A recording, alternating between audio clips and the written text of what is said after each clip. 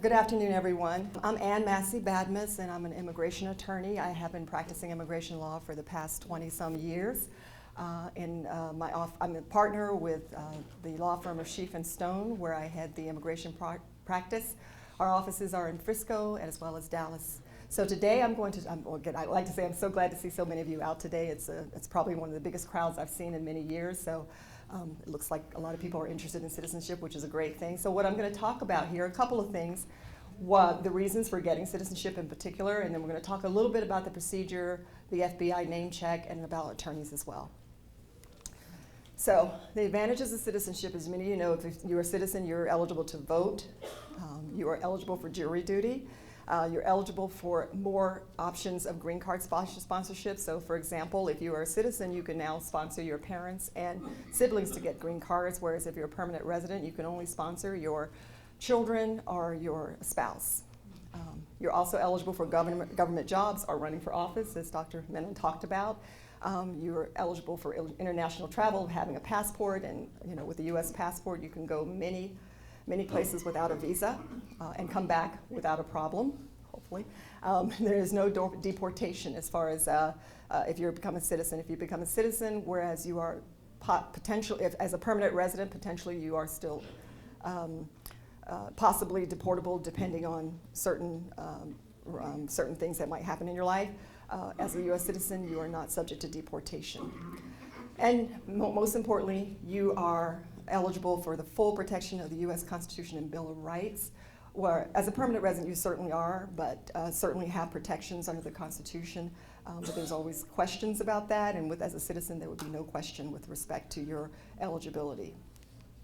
So the procedure, just want to briefly go over the procedure. I know we have people from the USCIS here later, and they may go more into details.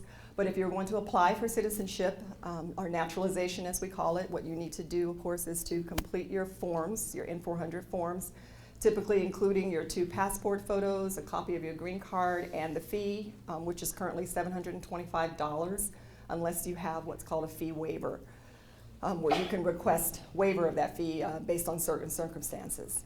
Once you apply, you can expect to get your receipt notice within 2 to 3 weeks. That notice will confirm that the government has received your application and give you more information about how to contact them if you have any questions as well. After that, you could expect to receive what's called a ASC, which is Application Support Center Biometrics Notice. This is the notice you receive to go to the support center in Dallas. Is in Irving. For the Dallas office, it's in Irving, Texas. You will go there to get your fingerprints taken and other biometric information given. So you can expect to get that notice with a specific date for you to appear. So you want to make sure you certainly appear for that date. If you don't, then your application may not be approved. If you need to reschedule, you can always do that as well, but you want to do that in advance. Other parts of the procedure, while your application is processing, you may get a request for information. This may be a situation where you get a request from the government in the mail that asks you for additional information about your application. It's fairly rare in citizenship applications, but it is possible. And so basically your application is processing since you applied, and as I mentioned, you get your receipt notice and your biometrics notice. You get your fingerprints taken. And then what you're going to expect next is your interview notice. Typically, that in the Dallas area, it could be anywhere from 8 to 9 months. According to the most recent published reports, the government is currently working on applications filed last year in May 2016. It could be faster, and there's no guarantee of processing time, but in general, you may expect to wait that long for your interview. Once you attend the interview, if you pass the requirements for citizenship, then you will expect to get a notice for an oath ceremony. This is where you actually attend and swear allegiance and get your citizenship certificate or naturalization certificate. Once you have your certificate, you can apply for your passport immediately. So we certainly recommend for you to do that, especially if you do plan on international travel. You want to apply for your passport as soon as possible. So we talked a little bit about the procedure. I do want to talk about what happens while you're waiting for your interview. The government is processing your application, and one of the main things that they're doing is what we call the background checks.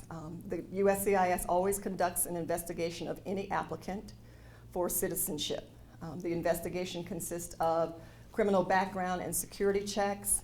And so that's why one of the reasons you have to go to get your fingerprints done during the ASC appointment is so that they can get information. There is one exception. If you are an applicant who's older than 75 years old, then you do not have to appear for the fingerprinting. So what happens while this background check is going on? Well, I'm not there in the background and doing this, but my understanding is from the FBI information that's given to us is that the background check and security checks include your fingerprints, as I mentioned, and what we call a name check from the FBI, Federal Bureau of Investigations.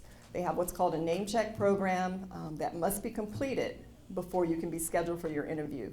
The name check, of course, is requested by the Department of Homeland Security, USCIS, when you apply.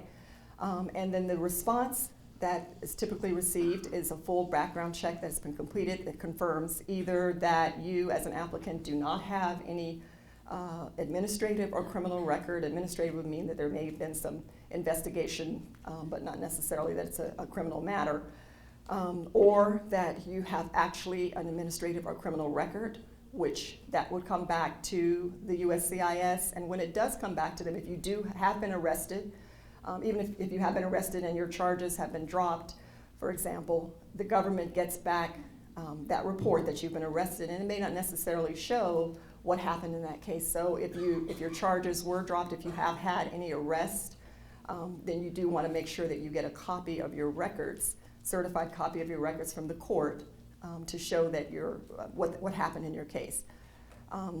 And finally, there may be a situation where the FBI says, well, we haven't been able to determine or check or really find the background because the fingerprint records just have not been usable. And this is very rare, but sometimes when fingerprints are taken, they aren't as clear as needed to be in order for the FBI to do a background check.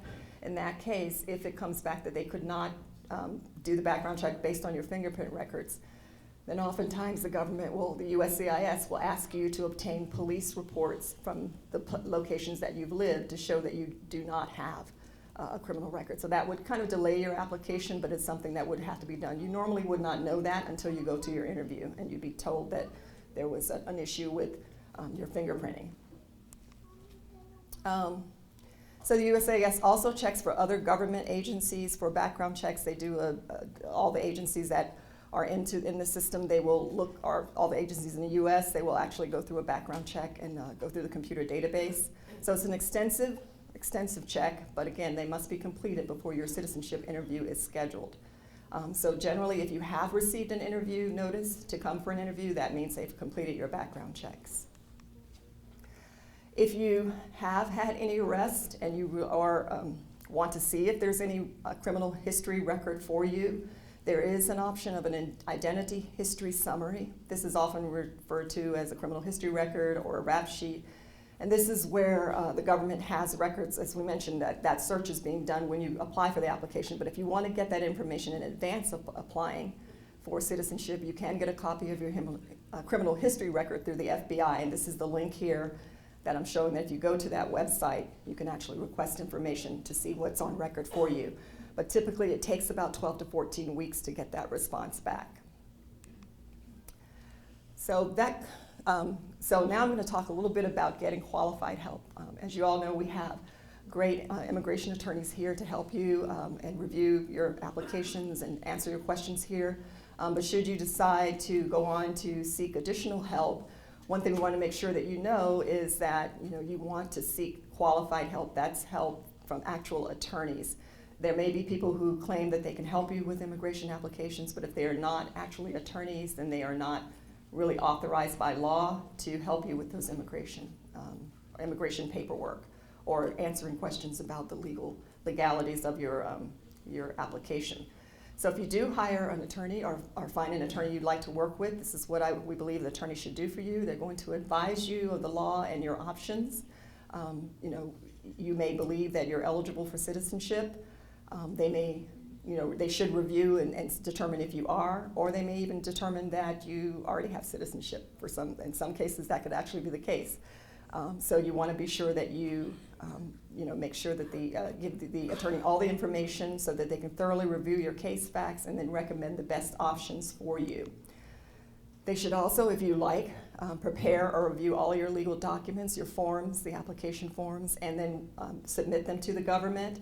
Monitor the status of your case. They can let you know what's happening, or at least let you know what to expect in terms of the time frame, and if there are any issues that come up in your application, then they are there to represent and defend you.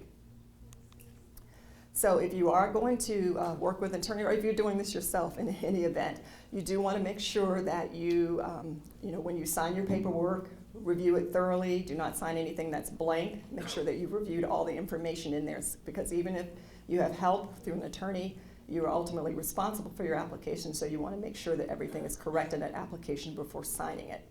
If it's something that is not true in the application, or you don't understand the application, then certainly don't sign it. Make sure it's correct, again, before you do that. Always get copies of your application. You need to have those for your records. There may be times that you will need to provide information in the future for other benefits, or just basically in order to, well, one of the things is that when you actually go to your application service center appointment, the government will ask you, is the information in your application correct? So of course you want to have thoroughly read that application that was submitted and have a copy of that, so that you can be very confident that the application is correct when you say that.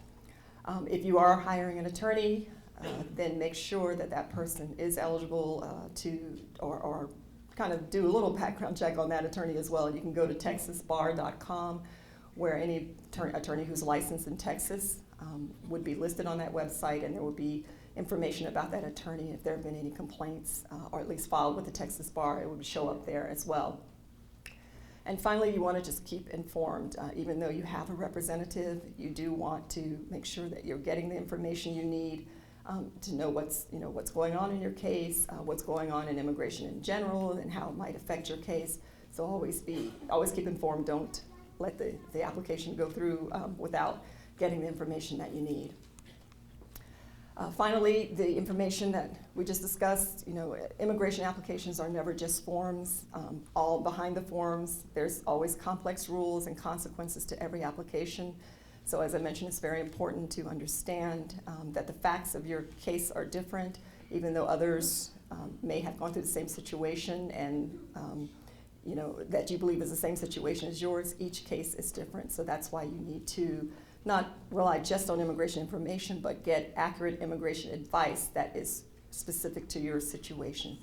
So you will have the opportunity again today to meet with immigration attorneys here. Thank you all for attending, and I wish you the best of luck with your applications. Thank you.